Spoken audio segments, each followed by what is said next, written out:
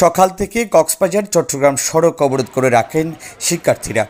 দুধারে রাস্তা বন্ধ হয়ে যায়, তখন যানজট তৈরি হয় দীর্ঘ। যাত্রীদের অনেকে হেঁটে গন্তব্য যেতে চেষ্টা করেন। স্লোগান ছিল, হাসিনা গেছে যে পথে, আমিন যাবে সেই পথে। এটা কোনো আন্দোলনের ইয়াতে যাচ্ছে না, এটা হয়তো কোনো ব্যক্তিকে বা কোনো ইয়াকে প্রহসন বলেন বা আপনার পক্ষপাতিত্ব হয়ে বা কারো কুপ্ররোচনায় কোনো কিছুতে জড়ানো হচ্ছে। এটা আসলে বিষয়টা ক্লিয়ারলি বলতে পারবো না। এটা প্রধানমন্ত্রীর পদত্যাগ করা হয়েছে, রোড ব্যারিকেড দেয়, ছাত্ররা ডাইরেক্ট সচিবালয় ঘেরাও করেছে, কিন্তু এরা তো রাস্তায় নামছে। রাস্তার আমার তো এখন কথা না, সেনাবাহিনী এই 9টায় 25 মিনিটে বসে আছে এখনো আটকানো। ঝিলংজার খরুলিয়া তালিমুল কুরআন দাখিল মাদ্রাসার সুপার আবদুল্লাহ আলামিনের পদত্যাগের দাবিতে এমন বিক্ষোভ ও সড়ক অবরোধ করে রাখে মাদ্রাসার শিক্ষার্থীরা। রবিবার আন্দোলনে থাকা শিক্ষার্থীদের অভিযোগ, দীর্ঘ বছর ধরে মাদ্রাসায় স্বেচ্ছাচারিতা ও ব্যাপক দুর্নীতি অনিয়মের সাথে জড়িয়ে শিক্ষা কার্যক্রমকে ধ্বংস করেছেন সুপার।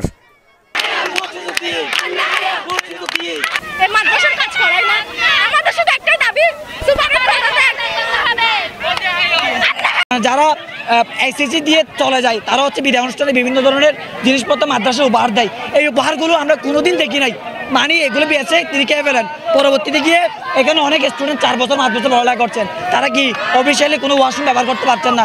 শিক্ষার্থীদের অভিযোগ, সকালে 22 দফা নিয়ে সুপারের কক্ষে গেলে শিক্ষার্থীদের সাথে কোনো কথাই না বলে উল্টো তার ভাইসহ অন্যান্যদের দ্বারা শিক্ষার্থীদের উপর হামলা চালায় সুপার।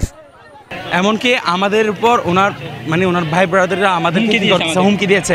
এমনকি সকালবেলা আমরা যখন আন্দোলনে আসছি, ওনার ভাই সুপার আমাদের দাবিতে প্রথমে বলতেছে কি সুন্দরভাবে আমাদের সিদ্ধান্তে বসবে, কিন্তু সুপার লোক ঠিক করছে, সুপারের ভাই পাঠাইছে, কিন্তু সুপার আমাদের সাথে দেখা করে নাই। তো সুপারের ভাই আমাদেরকে হুমকি দিচ্ছে। সকাল থেকে আন্দোলনে থাকা শিক্ষার্থীদের আশ্বস্ত করে পরিস্থিতি শান্ত করার চেষ্টা করে পুলিশ। পুরুলিয়া তালিম কোরআন মাদ্রাসার প্রিন্সিপালের অপারেশনের এক দফা দাবিতে অত্র মাদ্রাসার স্টুডেন্টরা রাস্তা অবরোধ করে। আমরা খবর পেয়ে তাৎক্ষণিক এসে ওদের সাথে বোঝানোর চেষ্টা করি, ওদেরকে বোঝায় যে দাবি আমাদের অত্র মাদ্রাসা কর্তৃপক্ষ আছে, ডিসি মহোদয় সহ আমাদের ঊর্ধ্বতন কর্তৃপক্ষ, আমাদের মাননীয় পুলিশ সুপার মহোদয় এটা সমাধান করবেন। তারা অনেকক্ষণ মানতেছিল না, এক পর্যায়ে তারা এখন রাস্তা থেকে উঠে গেছে। পরবর্তীতে আমরা এটা আমাদের ঊর্ধ্বতন কর্তৃপক্ষ সহ আমাদের পুলিশ সুপার ডিসি মহোদয় সহ এটা সমাধান করার চেষ্টা করব। এখন রাস্তা ক্লিয়ার, কিছু সময় রাস্তা ওদের অবরোধের কারণে অবরোধ ছিল।